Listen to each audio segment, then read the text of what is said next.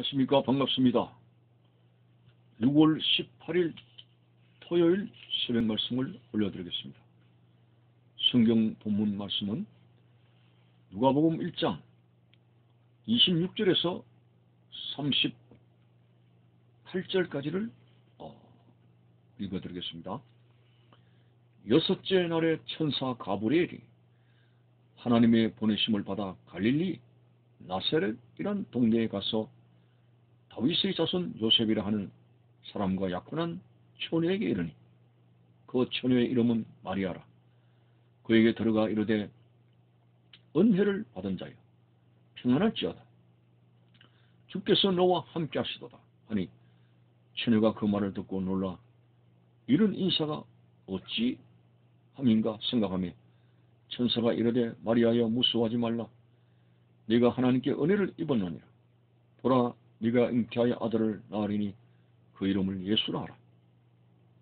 그가 큰 자가 되고 지극히 높으신 이의 아들이라 일컬어질 것이요 주 하나님께서 그 조상 다윗의 왕위를 그에게 주시리니 영원히 야곱의 집을 왕으로 다스리실 것이며 그 나라가 무궁하리라. 마리아가 천사에게 말하되 나는 남자를 알지 못하니 어찌 이 일이 있으리이까. 천사가 대답하여 이르되 성령이 네게 임하시고 지극히 높으신 이의 능력이 너를 덮으시리니 이러므로 나실 바 거룩한 이는 하나님의 아들이라 일컬어지리라. 보라 내 친척 엘리사벳도 늙어서 아들을 배었느니라. 보라 임신하지 못한다고 알려진 네가 이미 6달이 되었나니 대저 하나님의 모든 말씀은 능하지 못하심이 없느니라. 마리아가 이르되 주여 여정여우니 말씀대로 내게 이루어지이다 하며 천사가 떠나가니라. 아멘. 오늘 새벽 본문이 좀 길었습니다만은 예수 그리스도의 탄생을 예고하는 귀한 본문의 말씀입니다. 세례 요한에게 나타났던 천사 가브리엘이 나사렛 동네에 요셉과 약혼한 처녀 마리아에게 나타나서 엄청난 소식을 전해줍니다. 바로 인류의 구세주 하나님의 아들 예수 그리스도의 탄생이 마리아의 몸을 통해서 되어진다는 정말 너무너무 엄청난 기쁜 소식을 알려주게 되는 거죠. 자, 오늘 본문을 보면은 천사가 마리아에게 나타나서 은혜를 받은 자여 평안할지어다. 주께서 너와 함께 하시도다.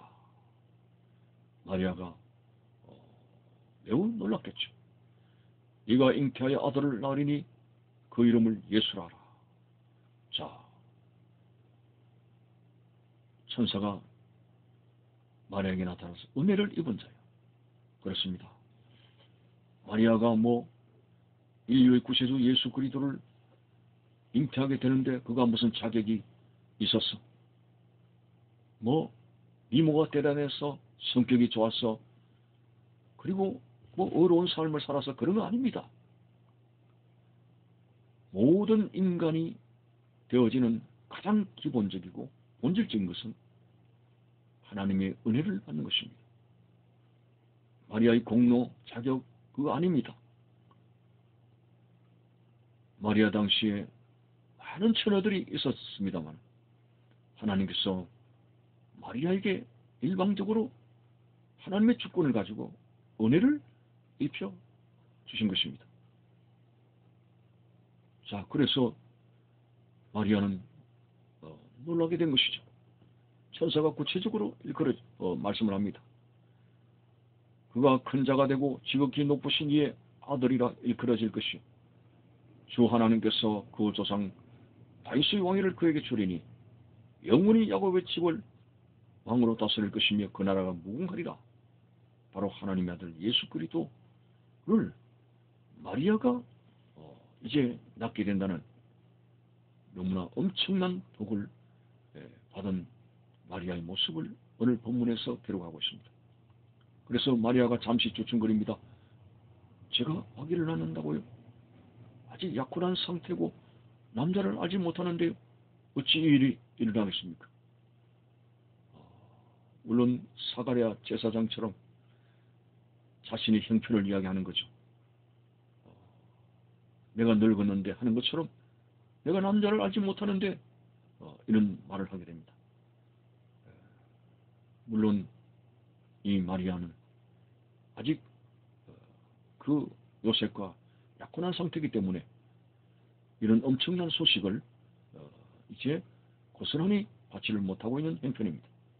그래서 천사는 이해하고 마리아가 잉태되는 것은 성령의 역사로 되어지는 것이라고 구체적으로 가르쳐줍니다.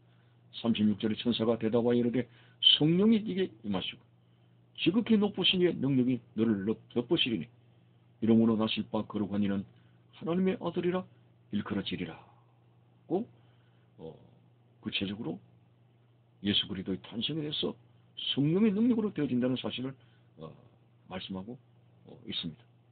자, 더 구체적으로 보라. 네 친척 엘리사벳도 늙어서 아들을 낳느니라. 본래 임신하지 못한다고 알려진 이가 이미 임신 6개월이 되었다 하고 이제 그 친족 엘리사벳의 예를 전해주었을 때 천사가 대저 하나님의 모든 말씀은 능하지 못하시면 어떤 형편에서도 어떤 인간의 불가능한 그런 여건에서도 하나님께서 말씀하시면 된다고 하는 것이죠. 그래서 마리아는 최종적으로 주의 여종이 오니 말씀대로 내게 이루어지이다. 그렇게 받아들였을 때 천사가 떠나가게 됩니다. 오늘 이 본문을 보면서 우리가 역점을 두고자 하는 말씀은 바로 은혜를 입은 자요. 하나님의 은혜는 인간의 조건, 여건, 자격, 공로 이거 아니라고 하는 사실입니다. 아무리 인간적으로 불행하고 또 여러 가지 형편이 안 되고 고난과 역경 속에 있는 그런 사람이라지라도 하나님의 은혜를 입게 되면은 할 수 있고 될 수 있는 그런 사람으로 변하게 되는 것입니다. 천사가 마리아에게 예수 그리스도의 탄생을 말씀을 전해 주게 됐을 때 마리아가 깜짝 놀라게 되는 것이죠. 자, 나는 남자를 알지 못하니 어찌 이런 일이 있겠습니까? 그렇지만은 천사가 여호와께서 너와 함께 하시도다. 마치 기드온 용사에게 베냐민 12지파 중에서 가장 작은 지파 베냐민 지파인 용사꾼인 기드온에게 여호와께서 너와 함께 하시도다. 큰 용사야. 하나님께서 기드온에게 이스라엘 민족을 미디안으로부터 구원할 큰 용사로 선택을 받았을 때 깜짝 놀란 것이죠. 그래서 솜털뭉치를 가지고 신앙을 믿음을 가지려고 애를 쓴 흔적이 보입니다. 참 하나님의 은혜가 기드온에게 임하셔서 그런 작은 자에게도 하나님께서 은혜를 입혀주시니까 큰 용사가 되었고 미디안을 물리칠 수 있는 그런 지도자가 되었습니다. 오늘 성경의 모든 인물들 하나님의 은혜를 입지 않고 뭔가 독불장군식으로 뭘 얻어냈다는 사람 맞습니까? 모든 자들이 다 근본적으로 하나님의 은혜를 입은 자들입니다. 모세 같은 경우도 이스라엘 민족의 위대한 영도자입니다. 그 아론과 미리암이 모세의 지도력에 대해서 도전을 했을 때도 하나님께서 분명히 그들에게 말씀하셨죠. 선지자를 통해서는 말씀으로 역사하셨지만 모세는 내가 대면하여 아는 자다라고 차별성을 하나님께서 말씀하셨습니다. 그 지도력에 대해서 이제 도전했던 미리암이 문둥병이 걸리기까지 했습니다. 이런 위대한 영도자 모세도 근본적으로 보면은 나일강물에 떠내려가 죽을 수밖에 없는 자였습니다. 하나님께서 은혜를 입혀 주셔서 가지고 은혜의 역사로 되어지는 과정들을 보게 됩니다. 신약시대의 가장 위대한 복음 전도자 사도 바울 같은 경우도 그는 본래 그리스도의 대적자입니다. 그대로 두면 지옥감입니다. 그런데 다메섹 도상에서 은혜를 입혀주셔서 세계적인 복음 전도자로 부르시는 그 모습을 보면서 주님께서 은혜를 입혀주셔서 그렇게 위대한 사람으로 거듭나게 됐습니다. 그래서 은혜의 맛을 알게 된 사도 바울은 나의 나 된 것은 하나님의 은혜라고 고백하지 않았습니다. 여러분, 오늘 우리는 하나님의 은혜로 살고 하나님의 은혜로 되어지는 것입니다.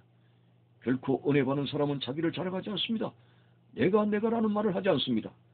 오직 은혜로 산다는 이 사실을 분명히 깨달으면서 어떤 처지에서도 하나님께서 나에게 은혜를 주시면 될 줄 믿습니다. 이 믿음을 가지고 하나님의 은혜를 많이 사모할 수 있는 은혜 중심의 삶을 살아가는 복된 여러분들이 되시기를 바라는 것입니다. 감사합니다.